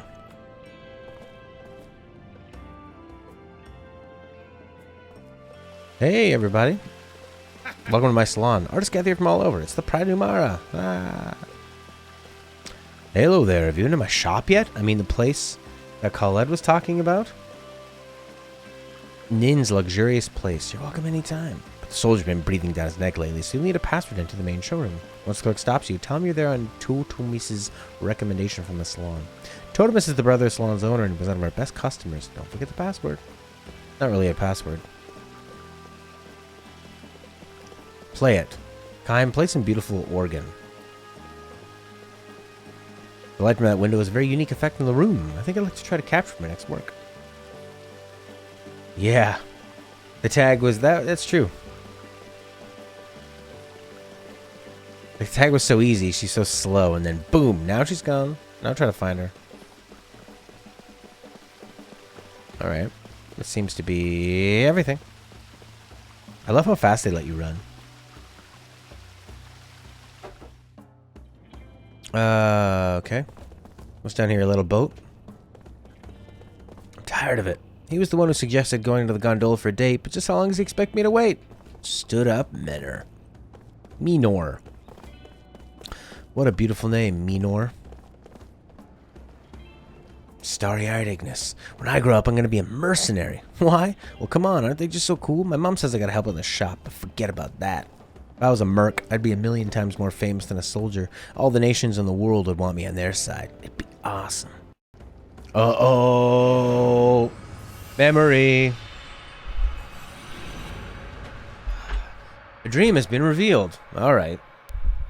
See if I can get through this without yawning.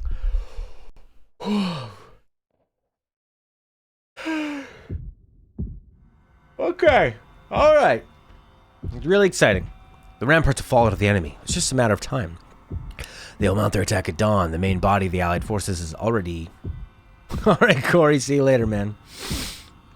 He's already drawn back on the front. Only the mercenaries are left behind the barricade. Their orders? Defend it to the death. These men who have gone from battlefield to battlefield know exactly what that means. They've just left us here to die. Chuckles the one called Toma in the darkness, too thick for a person to make out his own hand. They want us to buy time so the main force can pull farther back. We're supposed to be their shields, performing our final service for our employers. His dry, papery laugh shakes the darkness.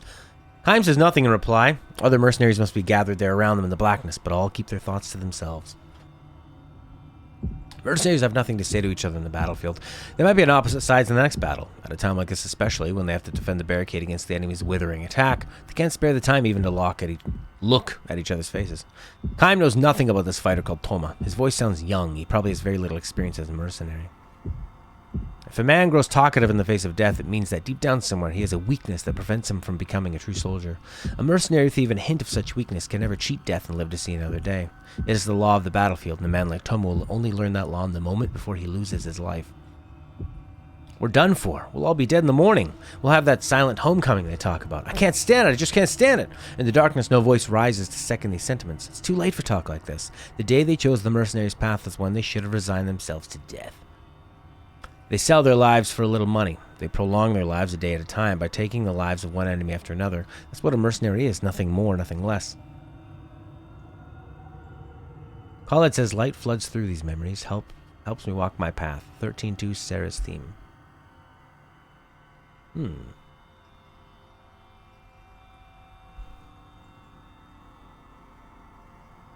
Let's see here.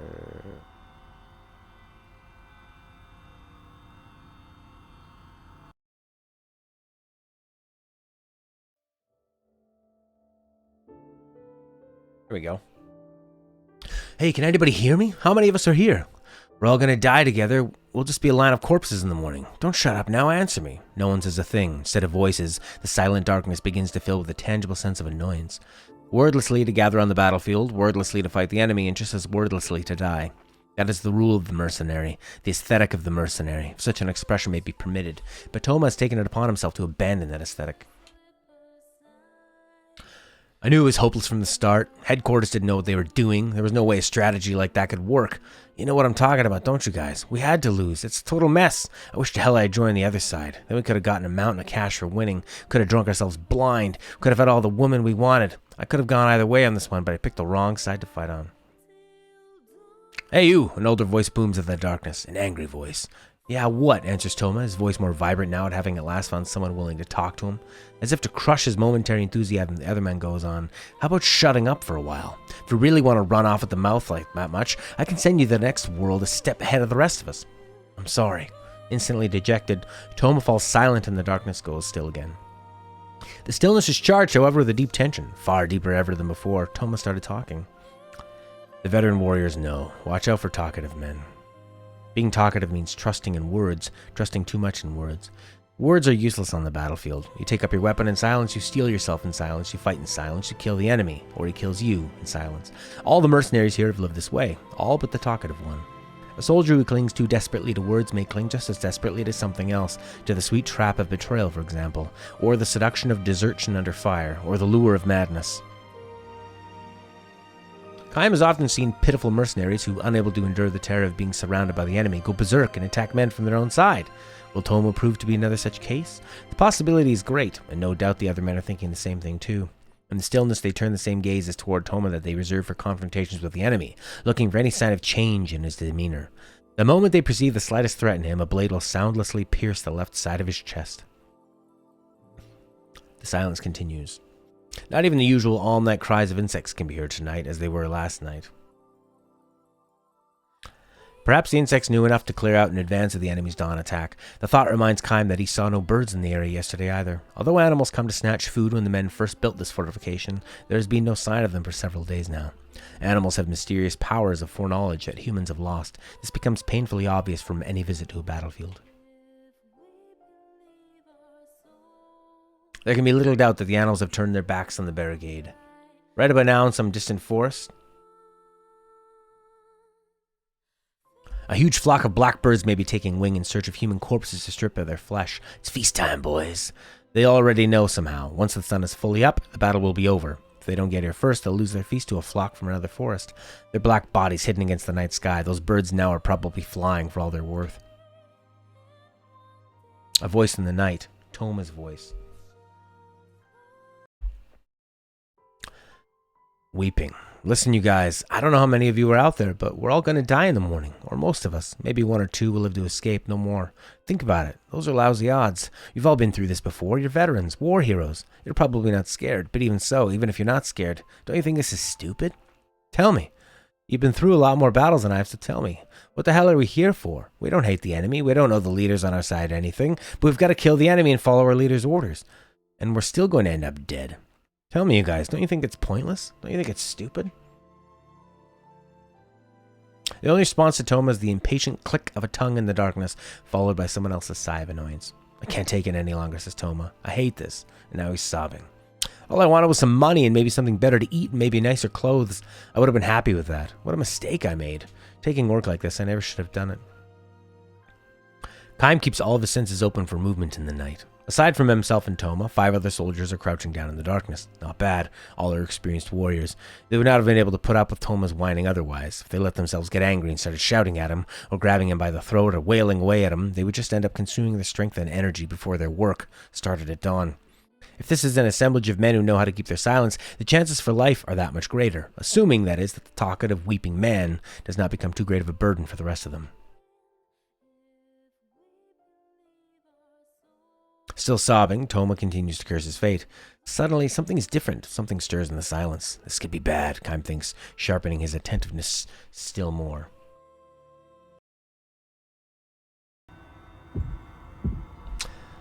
When dawn breaks, Toma will get in our way. Because of him, the possibility for life will wither. The mercenaries know that, and because they know it, they might do whatever it takes for them to secure for themselves even the slightest added chance to live. I don't want to die here, I tell you. Not now, not here, like a worthless dog. You guys feel the same way, don't you? Moonlight shines down from a rift in the clouds.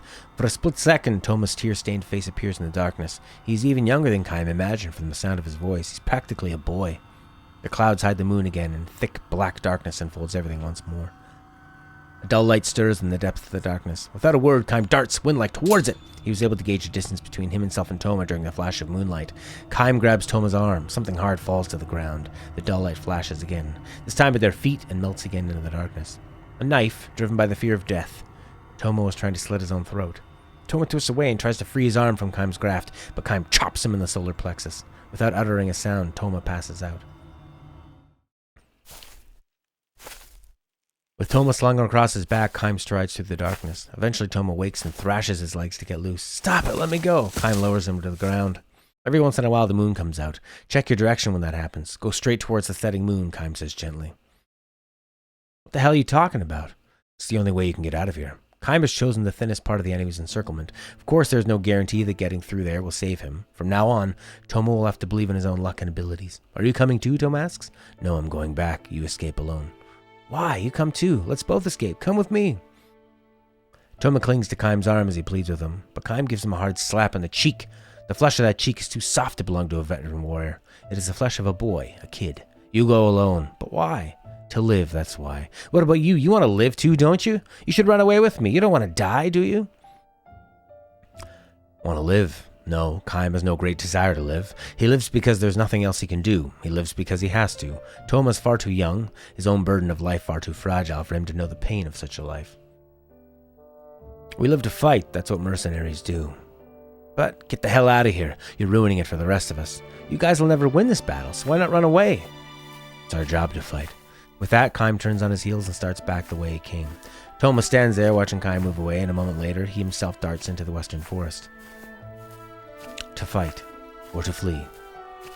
Kaim cannot know which holds out the greater promise for life. He also believes it is better not to know.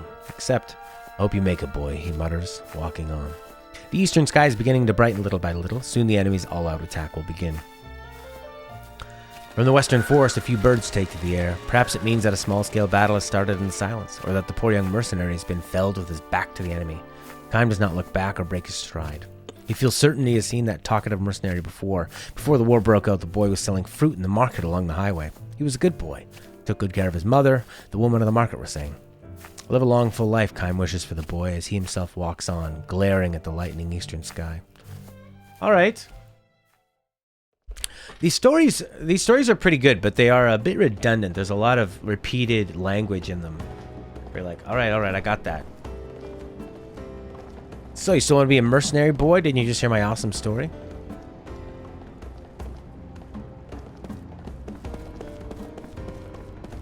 We need to find the shop. Get some new weapons.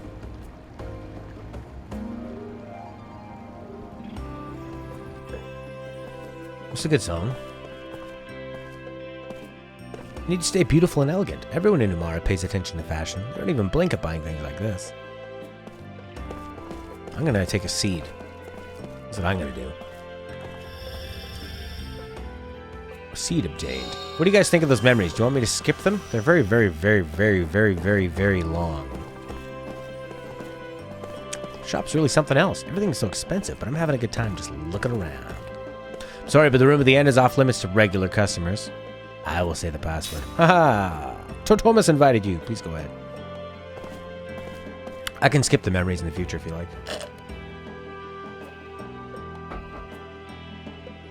I can read them on my own time. Oh, travelers, you're familiar with the art of ring assembly, am I right? But you're not satisfied with just any normal assembly, are you? Believe me, we've all been there. I don't assemble rings with components. I take existing rings and reassemble them to create completely new ones. The rings that I create have multiple effects, and I won't charge you a cent. This is my life's work. See, how about it? Yeah! I want the... Well, I don't know what these are. These are the ones I have, I guess. Turtle shell ring. Flying beast.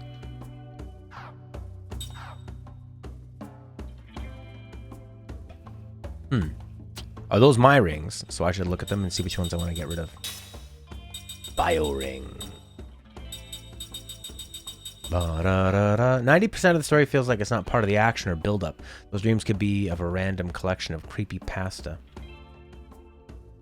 Creepy pasta? Creepy pasta? What the heck? Yeah, they don't, I mean, I think they add to the story in sort of a sideways way. But they're just, like, poorly paced. Like, just when the story's getting really good. Yeah, they definitely take from the flow. I think I might skip them. And I'll read them kind of on my own time. And if I see a really good one, maybe I'll tell you about it.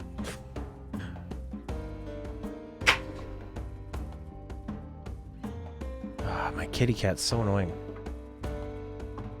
I mean, they're cute. But I got this pill bottle of antibiotics. He starts batting it all over the place. And what he's going to do is he's going to bat it around until he can't see it anymore. And then I'm not going to be able to see it. Alright, I don't know what these things are. Fire-powered ring. Components, flame and bruiser. There you go. Fire-powered ring. Great. Fire and damage up. That's pretty cool. Fire, damage up. We already know Kime's backstory is horrific. Any horror story could be filler at that.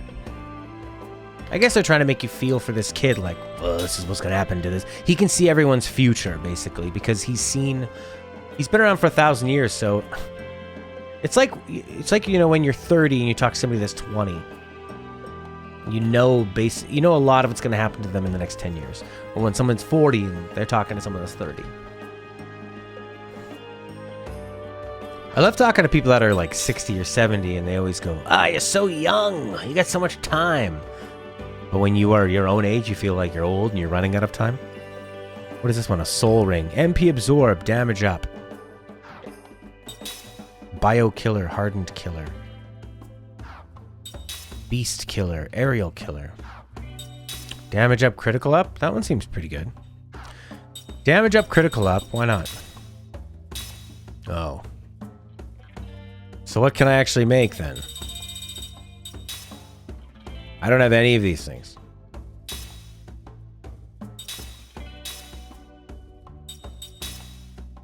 Okay. Rukiatu went through that very thing for the birthday this year. What's that? Trying to make a ring? Or just being old and young? Alright, I don't have any of these things then. Great.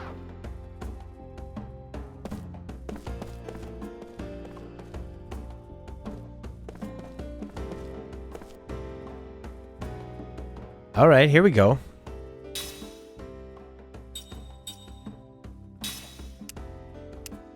How about just 2? 4 staff. Why do I upgrade his... Why do I spend 800 gold to get him the old and the young, eh, Rukiatu?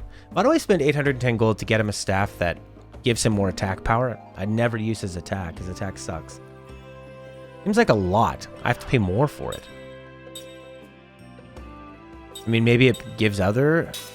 I hope that it gives other things. But I don't think it does. You know, I could have used that to buy the Knight's Code. There's nothing really. Or a light lens. You know, something like that, like immunity to paralysis. But you learn all that stuff anyway. Magma fragments.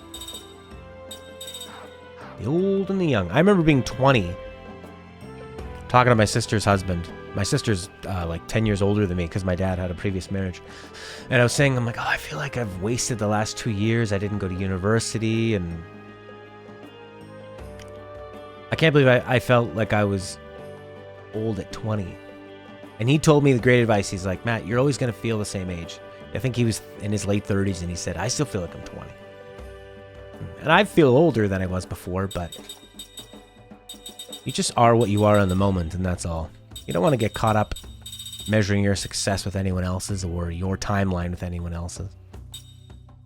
I was telling that to my cousin. Said, you know, I think he thinks that life is this straight rise to the top, but no, life is more like this. Up, up, up, up, down, down, down, down, up, up, up, up, up, down, down, down, up, up, up, down, down. It's all over the place. You can make a bio ring. You could make a bruiser ring. I like these. I have 1,000,000 whetstones. Bruiser ring ultra. All you need is a bruiser ring. Okay, well, let's make a bruiser ring ultra. Cool. Shockwave ring.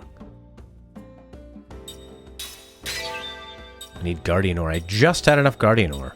It's like they just made sure to give you enough so you would understand what that was. Absorbs a small amount of enemy MP. I wish it would tell you how many you have, so I'm not accidentally making more of them. Oh, they have hardened enemies, just like Final Fantasy X. Flame Ring Ultra.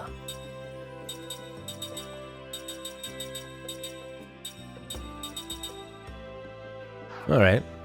Who wants a ring?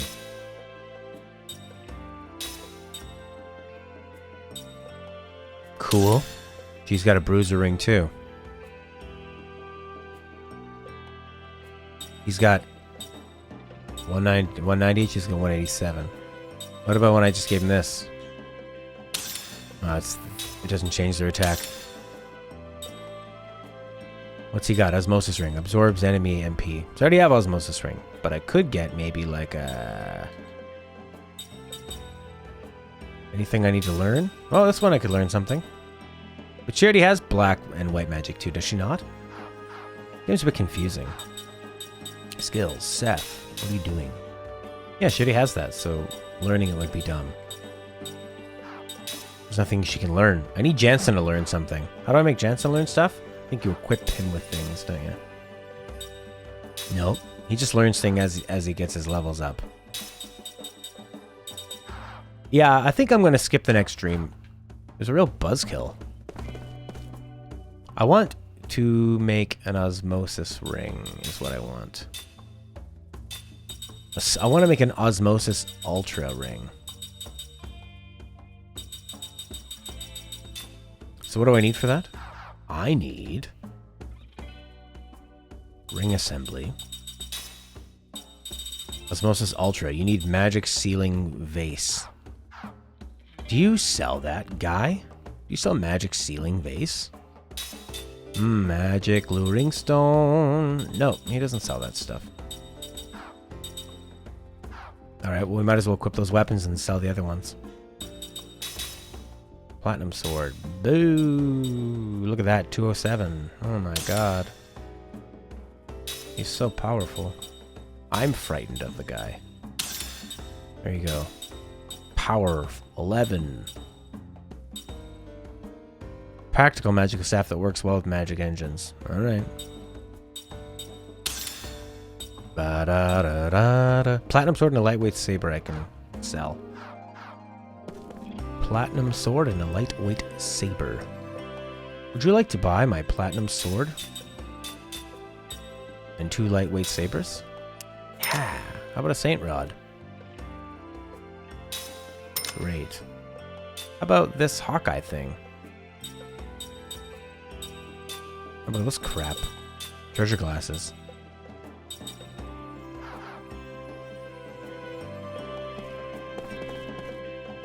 Does he have a...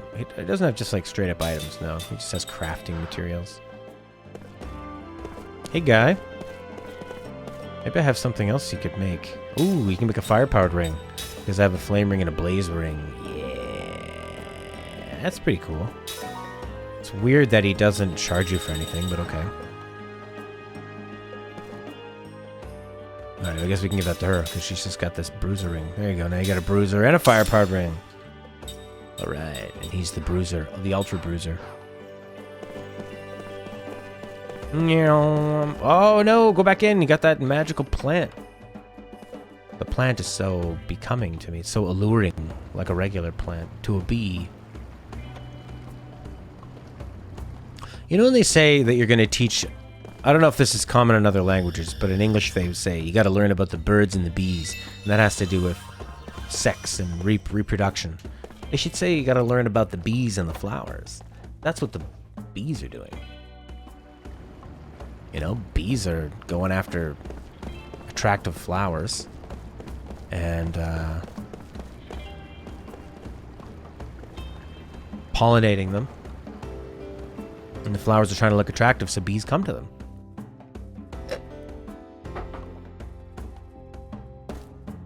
Welcome, we have a wide selection to choose from. Oh yeah. What could I sell? Power drink. Ground bomb. I think I'm gonna sell these things. These are stupid. Mint powder. Oh, I need that for sure.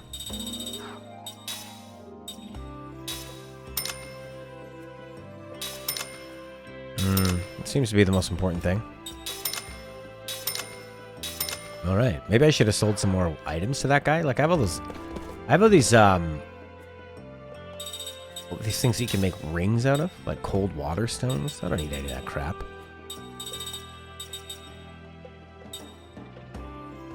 Anger ring.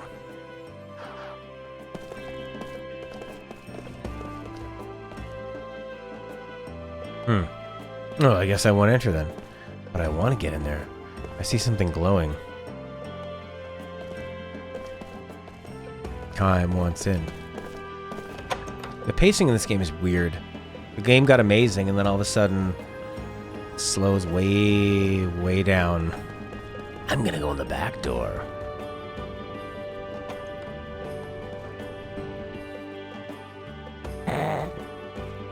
Oh, look, it's Choo Choo.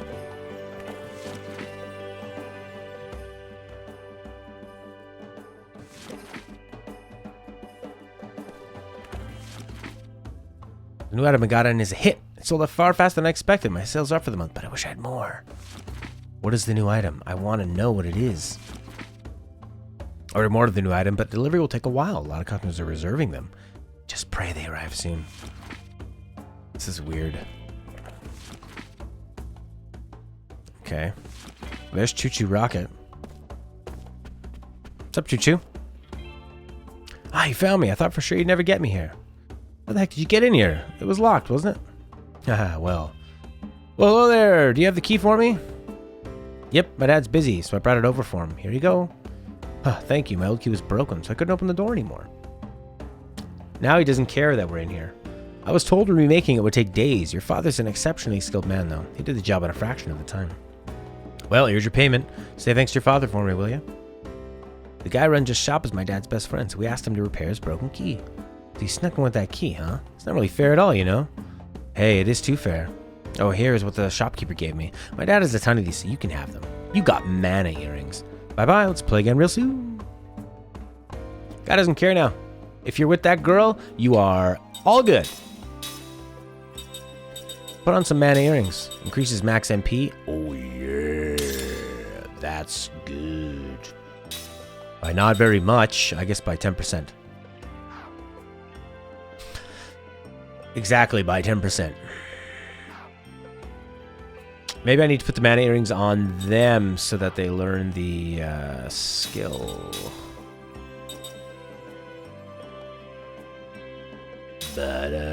What's this one? Magic casting time reduced during critical HP status? What a weird thing I have on.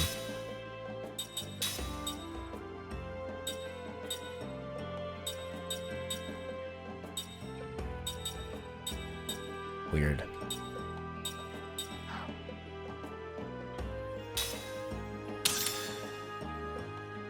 So yeah, what if I took his thing, his mana earrings? Yeah, I should have that on him so they learn it. Weird. Now he doesn't care. Maybe there might be more stuff in here. I don't know.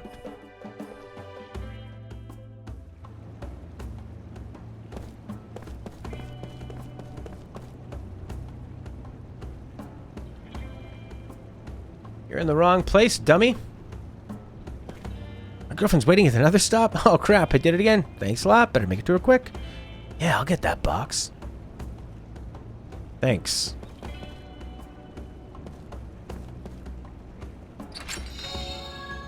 You got a shine. What's a shine? I don't know. Is it a valuable? Is it a accessory? Is it a ring? Is it a weapon? I don't... Sometimes you get these items and then they don't show up anywhere.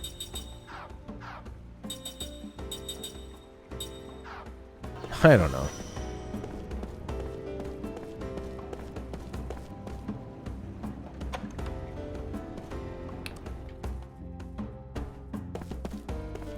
Open some things. You are a great guard. You got 100 gold from this wonderful... Oh, I feel bad.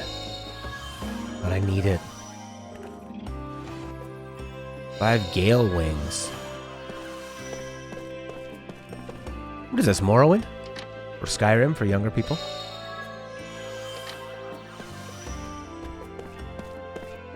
Hey guy, you're horrible at your job. Playing hide and seek again? Come on through the front if you could. Don't want you scaring my customers. Maybe it's not an item. What could it be then? What's a shine, if not an item?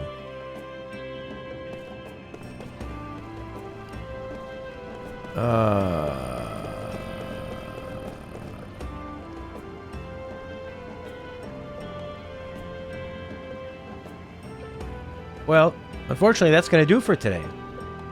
I'm going to have to save up and go down because me and Stella are doing another art class. We're doing an earlier one today, and I got to go down and play some music. Where's the save box? I think it's in here. So thanks very much, Khaled Rukiyatu, for hanging. What a really interesting first part of the episode, and then a really dragging second part. Thanks to anybody that watched on Twitter or Facebook. We'll work on getting the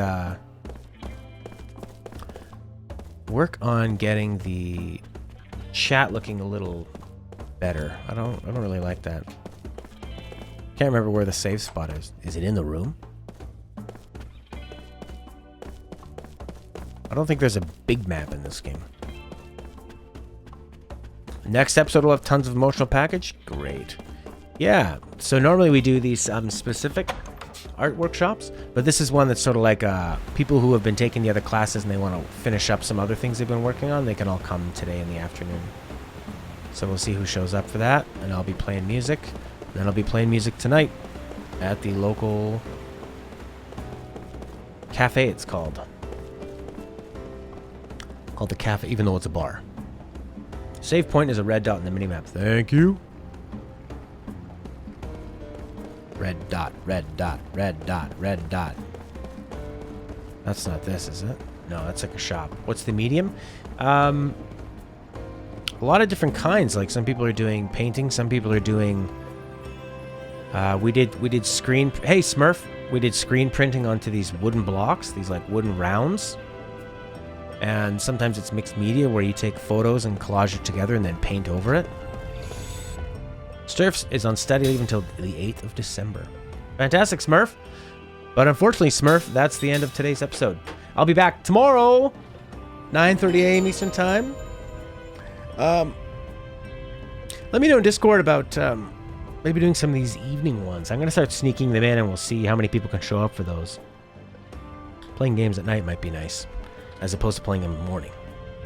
So, yeah.